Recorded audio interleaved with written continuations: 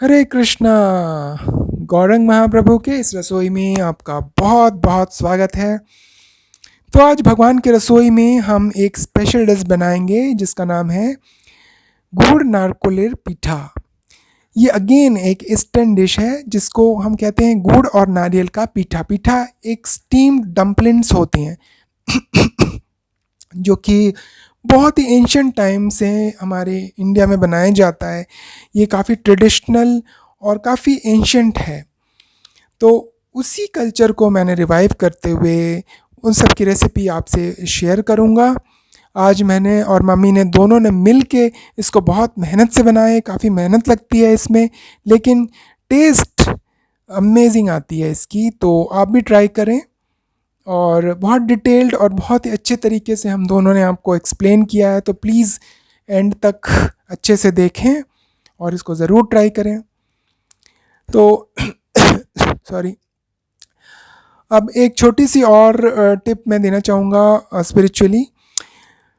तो भगवान श्री कृष्ण अलग अलग युगों में आए, उन्होंने अलग अलग रूपों में अपना आस्वादन किया और लोगों ने उसको अलग अलग रूप में देखा और उनको अप्रिशिएट किया। लेकिन जो कलयुग में है, कलयुग में श्री चैतन्य महाप्रभु जो स्वयं श्री कृष्ण हैं, वो आकर हमें प्रेम का मार्ग दिखाया उन्होंने। क्योंकि उन्होंने ये कहा है कि अगले 10,000 साल तक ये प्रेम का मार्ग, प्रेम के माध्यम से लोग मुझे प्राप्त कर सकेंगे।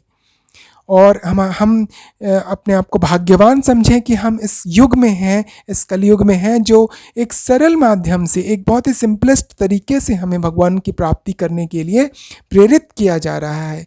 तो प्लीज़ आप भी हरे कृष्ण महामंत्र जपें, या कोई भी राम नाम जपें या कृष्ण नाम जपें, राधा नाम जपें, लेकिन आप इसके माध्यम से ज़रूर और ज़रूर भगवान की प्राप्ति करें। तो हरे कृष्णा। डांस, तो हम चैंट शुरुआत करते एंड हैं। पहले फीस्ट। जैसे मैंने आपको बताया था कि चावल का पाउडर हमें किस तरह से बनाना है। तो जैसे पोहे की रेसिपी मैंने बताया था, तो उसमें सिंपल आपको चावल को लेकर लगभग आधा किलो चावल ले लें। आधा किलो चावल को लेकर उसको वॉश कर लें, ड्राई कर लें थोड़ा, और उसके बाद उसमें लगभग 200 to 300 ml पानी देकर उसका एक पेस्ट बना लें मिक्सी में। जैसे कि आप देख सकते हो, ऐसे पेस्ट बन जाएगा। ज़्यादा पतला भी नहीं होना चाहिए। अगर पतला हो भी गया तो कोई इशू नहीं है, वो बाद में जब हम उसको पकाएंगे तो वो ठीक हो जाता है। जैसे अब ये पेस्ट बन चुका है, अब कढ़ाई में, स्ट्रेट अवे कढ़ाई में आप इसको डाल दो। जो पेस्ट बना हुआ है, चावल और पानी का पेस्ट जो बना हुआ है, उसको आप ग्रेजुअली कढ़ाई में लेकर इसको चलाना है अच्छी तरह से। और ये तब तक चलाना जब तक थिकन नहीं हो जाए। दूसरी तरफ मैंने दूध को बॉयल होने के लिए रख दिया है साइड में। और इस इधर आप देख सकते हो लगभग 100 ग्राम्स ऑफ जैगरी गुड़ और 100 ग्राम्स ऑफ कोकोनट ग्रेट किया हुआ, और थोड़े से इलायची के पॉड्स मैंने ले लिए हैं। अगर कोकोनट फ्रेश हो तो बहुत बेटर है, क्योंकि मेरे पास अवेलेबल नहीं था, तो मैंने जो मेरे पास गड़ियाँ पड़ी थी उसको ही ग्रेट कर कर मैंने ले लिया है। तो अब ये ग्रेजुअली थिकन हो रहा है और मम्मी यहाँ स्माइल भी पास कर रही। इतनी ज़्यादा गर्मी है बट स्टिल फेस पे एक स्माइल है, क्योंकि आप लोगों के लिए कुछ तो भी नया दिखाना है, बनाना है। तो और इसके बाद ये देखो, ये नारियल इस तरह से ग्रेट करना है हमें, जो ग्रेटर होता है।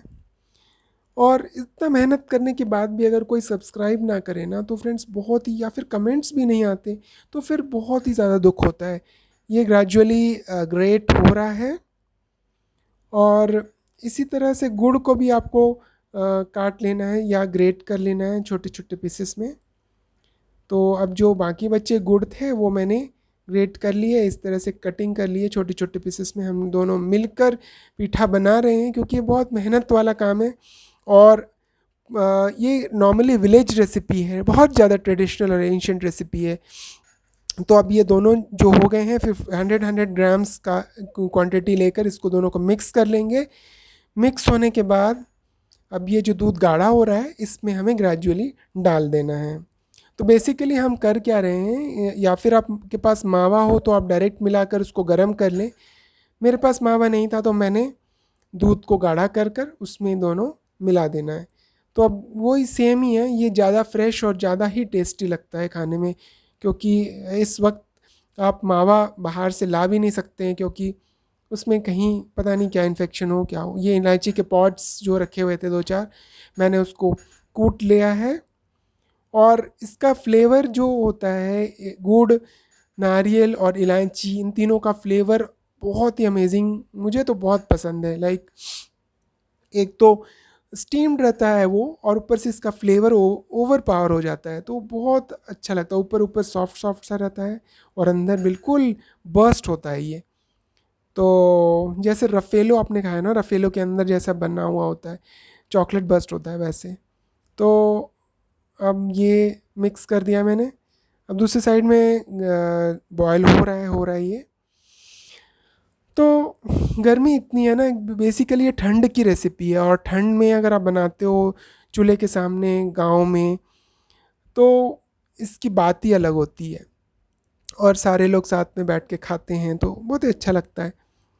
लेकिन अब जैसी जैसी अवेलेबिलिटी है, जैसा सिचुएशन है, हमें उस हिसाब से बनाना चाहिए। चूल्हे में जब बनता है ये तो इसका स्वाद ही अलग आता है। और कभी आपको मेरे को मौका लगा तो मैं चूल्हे में भी बनाकर, बहुत सारी रेसिपीज़ है, बहुत सारी रेसिपीज़ है मेरे पास, मुझे शेयर करना है। कई दिनों से मैं सोच रहा था कि मैं कुछ शेयर करूं करूं, क्योंकि जब आपके पास ओवरलोड हो जाता है ना, तो आपको शेयर करना ही पड़ता है, अदरवाइज़ वो माइंड में बर्स्ट हो जाता है। तो वही सिचुएशन मेरी है। मैंने बहुत ज़्यादा कुकिंग की है अपनी लाइफ में, बचपन से ही मम्मी और मैं बहुत अच्छे ठीक ठीक कुक हैं, अच्छा कुक कर लेते हैं। तो देखो अब ये जो डो था हमने जो कढ़ाई में बनाया था, तो वो अब ठीक हो चुका है। अब इसको हमने ठंडा होने के लिए रख दिया है थोड़ा। और बाकी बचे डो जो कढ़ाई में पड़े हुए थे, वो मैंने खरोंच कर इसको अच्छे तरीके से इसमें पैट कर कर रख दिया है। तो ये सारी रेसिपीज़ एक्चुअली मैं नहीं सीख पाता अगर ये ट्रेडिशन वाइज कंटिन्यू नहीं हो, तो घर में ये लॉस्ट रेसिपीज़ में चली जाती है। तो हमारे घर में तो ये सारी रेसिपीज़ बनती है, और जितने भी फेस्टिवल्स होते हैं उसमें बहुत अच्छे तरीके से बनाया जाता है। अभी जन्माष्टमी आने वाली है, जन्माष्टमी में बहुत ऐसी ऐसी रेसिपीज़ हम बनाते हैं ट्रेडिशनल, कोई मॉडर्न रेसिपी नहीं। मॉडर्न अपने टाइम पे ही बनता है, जब बनाना होता तभी बनाते हैं, बट फेस्टिवल्स में तो ट्रेडिशनल रेसिपीज़ ही फेवरेबल रहता है।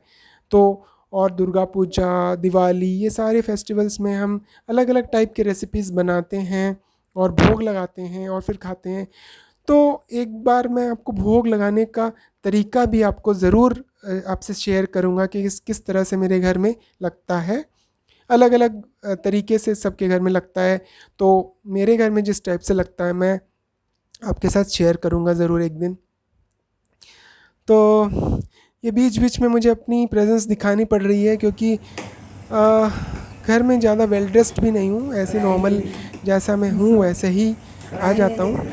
और क्योंकि कैमरे की सेटिंग्स बहुत अजीब सी है, तो अब ये इसमें ना दूध में और थिक करने के लिए मैंने थोड़ा सा इसमें मिल्क पाउडर मिला दिया है। और इसमें जो मैंने नारियल और गुड़ क्रश कर कर रखा हुआ था, जो ग्रेट कर कर रखा हुआ था, अब इसमें मिक्स कर दिया है। अब ये ग्रेजुअली मिक्स हो रहा है। अब थिकन जब हो जाएगा तब हम, और एक तरफ ये ठंडा हो रहा है, तो अब ये थिकन हो रहा है धीरे धीरे। देखिए इसकी कंसिस्टेंसी भी थिक हो गई है, और इसका कलर भी ब्राउनिश आ गया है। ब्राउन एकदम डार्क, मतलब ज़्यादा भी डार्क नहीं होना चाहिए, क्योंकि वो जला जला सा लगेगा। और ये हो चुका है। अब फिर से मैं हाई बोल रहा हूँ, बड़ी खुशी हो रही है कि चलो कम से कम फिलिंग तो बन चुकी है। इतनी गर्मी में हम दोनों लगे हुए हैं सुबह से। तो अब ये इसको, अब फिर इसको गूंदना है। अब जब ये ठंडा हो गया, थोड़ा हल्का ठंडा, ज़्यादा भी ठंडा नहीं हो जाए तो, क्योंकि रबरी टाइप का हो जाएगा। अब इसको मम्मी थोड़ा सा हाथ से गूंद रही है। और एक तरफ ये देखिए ये हो चुका है। ये बिल्कुल इसी स्टेज पे ही आपको उतार देना है, नहीं तो ये एकदम से काला हो जाएगा और इसका जो फ्लेवर है वो चेंज होने वाला होता है। तो यही है। और इसी तरह से बस चलता जा रहा है और हम ट्राई करते जा रहे हैं। मैं और भी बहुत सारी रेसिपीज़ मेरे जो कुक बुक में रखी हुई है। तो देखिए अब ये बन चुका है, और इस तरह से ये साइड में चावल का डो भी रेडी है। बस अब हमें नेक्स्ट जो मोस्ट इम्पॉर्टेंट थिंग है वो इसकी फिलिंग बनानी है।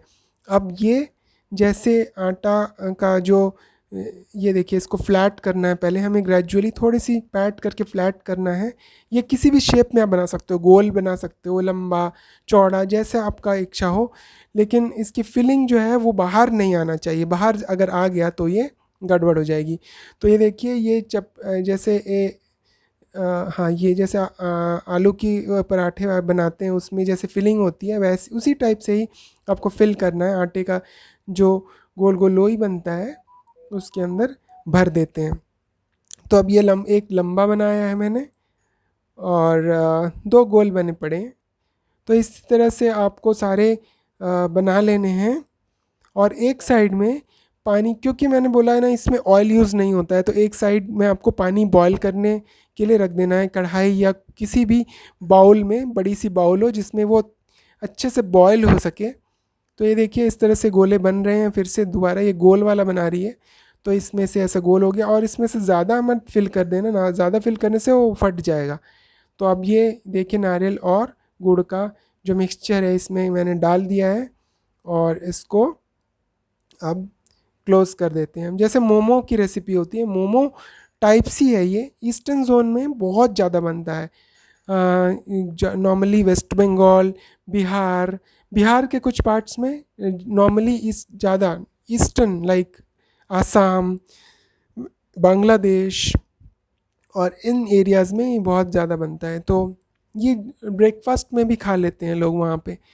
तो ये मैं ट्राई करके देख रहा हूँ, ये इस तरह से फिल करके। और ये देखिए पानी बॉयल हो चुकी है कंप्लीट, ये कंप्लीट बॉयल हो चुका है। और इसके बाद हम ग्रेजुअली इसमें धीरे धीरे ये बॉइलिंग, जब फुल बॉयल आ जाएगा, एक्चुअली मैंने कढ़ाई थोड़ी सी छोटी ले ली है। अगर फुल बाउल हो ना, बड़ी सी जो बर्तन होता है जिसमें अच्छे से बॉयल हो सके, तो वो अगर ले लोगे तो बेटर रहेगा।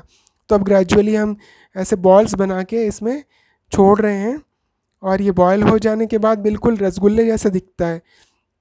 और टेस्ट A1, अमेजिंग टेस्ट होती है इसकी।